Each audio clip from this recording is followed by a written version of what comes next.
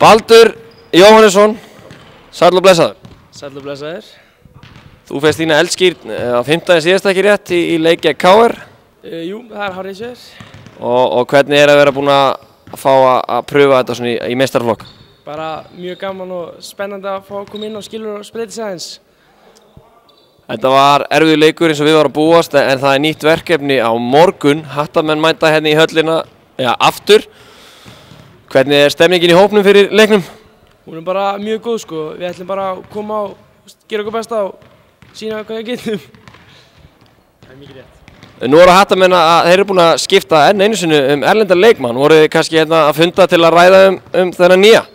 Við vorum bara að fara í hvað við ætlum að gera og hvað við hefum átt að gera betur seinast og bara í heildina bara svona góð lýsfundur. Ég sé hérna að það eru menn greinilega svolítið seinir í því, var ekki Einar svolítið seinna á hann? Það er hárrétt hjá þér, hann var einhverju basli. Alltaf basla á þessum dreng. Já. En eru annars allir klárir fyrir leikinn á morgun? Já, ég held það. Ég held að fólk sé bara eftir KR-leikinn komið með smá svona blóðbara í munnin og allar að koma sterkinn inn í þennan leik. Þannig að þú leggur það til við fólk að mæta hérna á morgun, það má engin missa af þessu? Þetta verður alveg klárlega skemmtilegur leikur, ég mæli bara eindrið með því að allir mæti.